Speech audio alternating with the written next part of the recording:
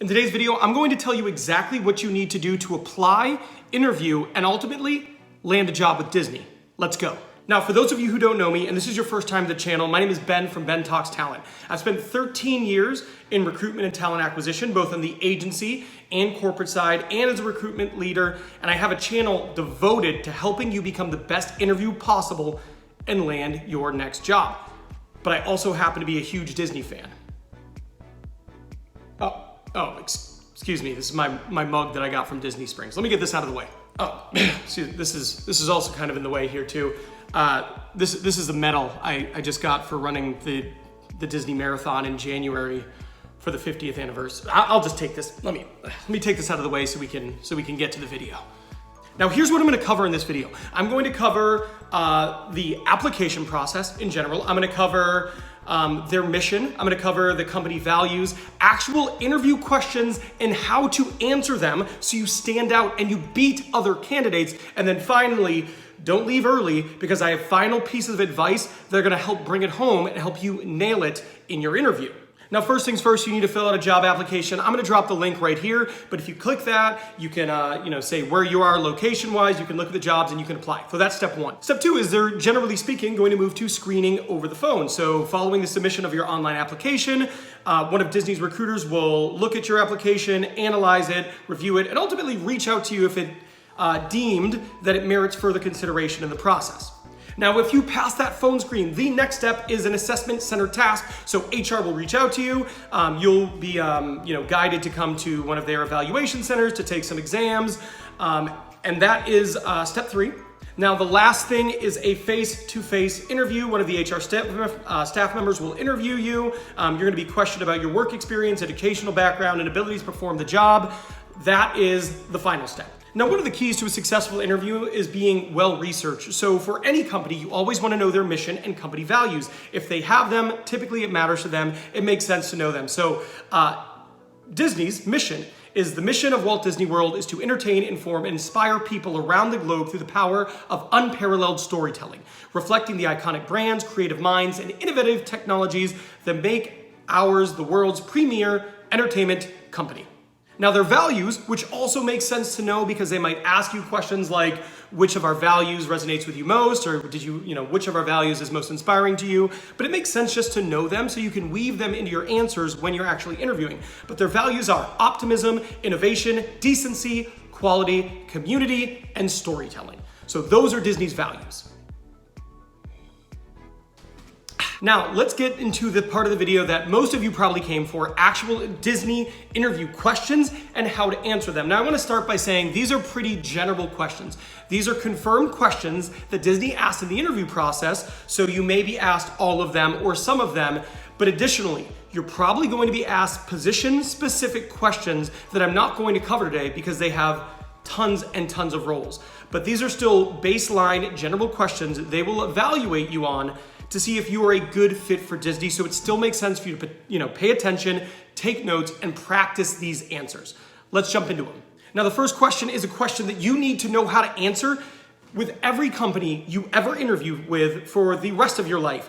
And it's, why do you want to work for Disney? Why do you want to work here is an absolutely critical question when you are interviewing anywhere. So whenever you're asked this question, why do you want to work here? You need to start with a 50-50 rule. The 50-50 rule states, and this is my rule, but it states the first 50% of your answer needs to be about why the company is a great fit. The other 50% needs to be about why the job specifically is a great fit for your skills and passions, right? So if you can combine these two things, why you admire the company, why you admire the role, and why you think it's a good fit for you, you are going to nail it. So there are a ton of reasons why you could say you admire Disney. You could say you're a huge fan of what they've done. You've always felt that their parts are far superior to other parts. You could say that their movies inspired you as a child and you've always grown up as a huge fan. But then specifically, this role is a great fit because of A, B, and C. Remember, answering this question isn't about one of those answers or the other. It's about incorporating both. You want to do this between 45 to 90 seconds,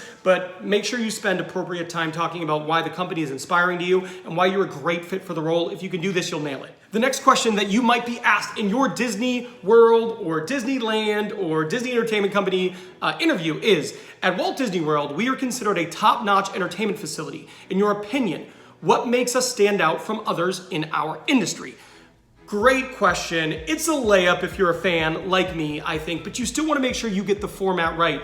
To me, this is an amazing opportunity to talk about their value of storytelling. So when you can incorporate a company's core values into some of your answers, you differentiate yourself as a candidate. So what you might say is, I have always really admired Walt Disney World and Disney in general. And one of the things that's always stood out to me as a fan is that when you go to a Disney park, it is so different than if you go to like a Six Flags or a Busch Garden. And I think the main differentiator for me is storytelling. I know storytelling is one of your values, but you can see it woven within every single aspect of the park and every single queue where you wait in line. In every interaction, there is that element of storytelling. And I just think it elevates Disney to another level.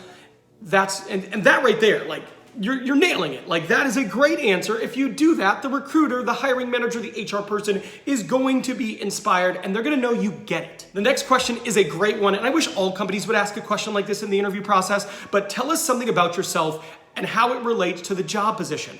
So what they're trying to do there is they're trying to figure out if your natural behaviors and tendencies are a great alignment with the role. So what do? You look at the job description, you pick one of the top 3 competencies or must-haves or background things, and you find something in your background that relates to it, right? So if you can find, one of the top responsibilities is to interact with guests in the park. And you say, one of the things about me is I am a people person. I moved around a lot as a kid, and because of that, I became really comfortable meeting new people and connecting with people in a short amount of time and building quick rapport.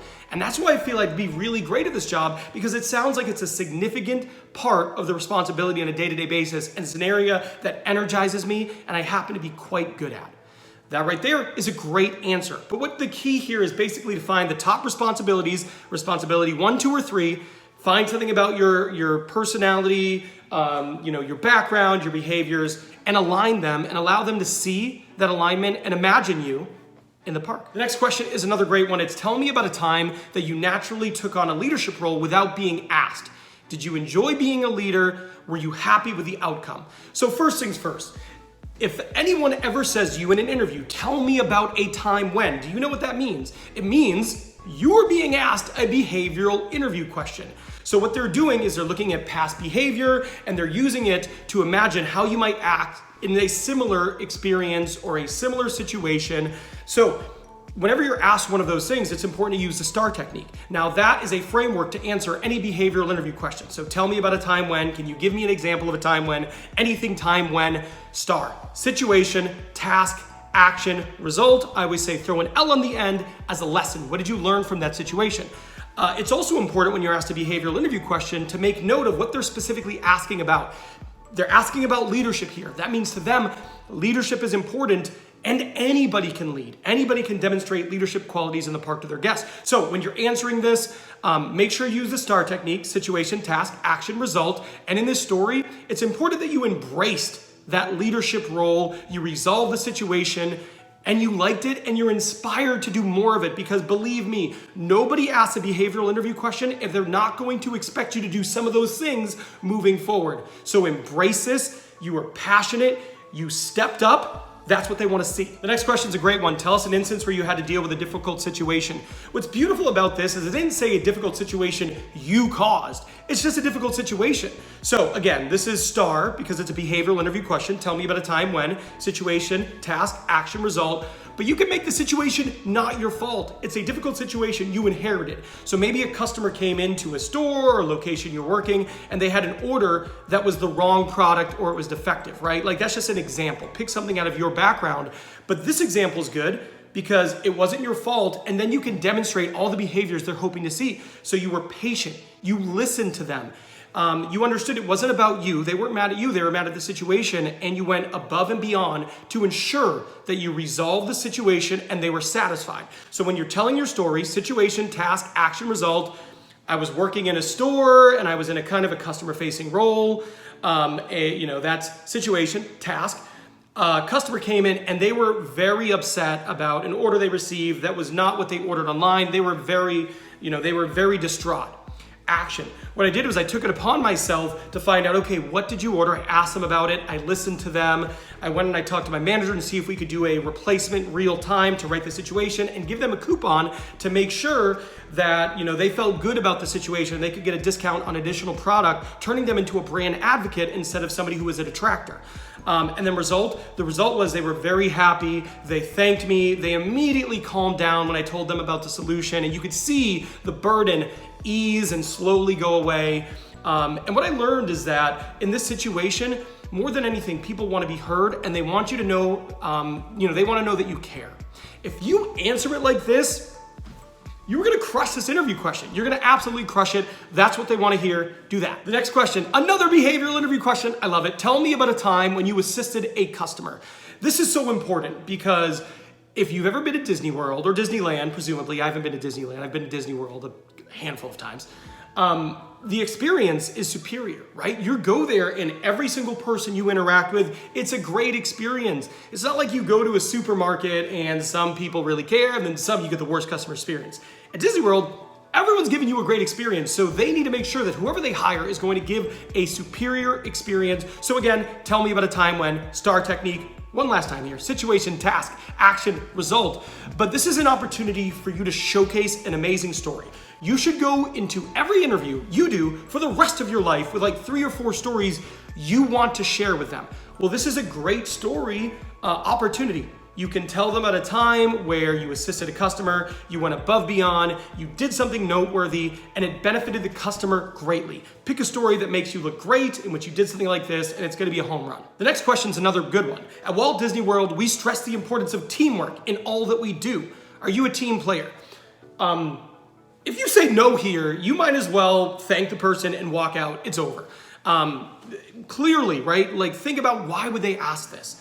In all that we do. So yes, you have to be a team player if you want to work here. So obviously it's important to embrace this. This is an opportunity for you to share a story about why team matters for you. So maybe you could say, you know, I played a lot of sports growing up. And one of the things that I found to be key in all my experience as an athlete is that being a great teammate matters, and it can affect the outcome of a game, you know, of a season. You know, whatever it is, find a little bit of a story that makes you stand out, that backs up why you believe in teamwork. This one's, I think it's a relatively easy one. You can't say no, but be enthusiastic about being a good teammate. It's obviously important to them. The next question is, what kind of background do you have in this field? This is another one that isn't about personality and aligning it to the top job responsibilities, but instead, what have you done previously and how does it relate to what you're gonna be doing here? All you have to do here is be familiar with the job description and be prepared to talk about how you've done similar things at a high level in a previous role. Now, I get this a lot where people say, well, Ben, what if I haven't? Okay, talk about the things that maybe aren't career related, but volunteer or schooling, but demonstrate the behaviors that would make you effective at the top responsibilities. You just have to find an alignment between you, top responsibilities. If you can do those things, you're gonna answer this great. The last one is another one that's an automatic disqualifier if you don't say the right thing, and it's like, this position will require you to be on the feet most of the day. Are you capable of handling this physical strain? If you say no, it probably automatically disqualifies you for the role, because this is like part of it, right? They say it in the question, this position will require. So it's yes, but it's important that you show no hesitation here. And bonus, if you can express, oh yeah, I've done this previously. I've had several roles in which it required me to stand pretty much all day. I kind of like it. I kind of like walking around, getting my steps, embrace it. You're gonna nail it. Now, this is my final piece of advice here before we leave this video. I do wanna share this. So come with good questions. In every interview you do for the rest of your life, bring 7 to 10 questions. I'll be dropping a video next week giving you great questions to ask in your Disney interview. Do your research on current events. Go to Google, go to news articles, read through that, find out what's going on in the company just so you're informed. Go to their website, read the about us, know the history a little bit, and then finally, be friendly, enthusiastic, but not crazy over the top. You can be a brand advocate without being a lunatic. I love Disney, but in the interview, I'd make sure I was measured, calm, while enthusiastic. Now this video is over, but I want you to watch this one. This video is how to write a great thank you email. Disney's competitive. A lot of people want to work there, so you have to stand out. And a great way to stand out, in addition to nailing your interview, is writing a great, powerful thank you email. Watch this, take yourself to the next level.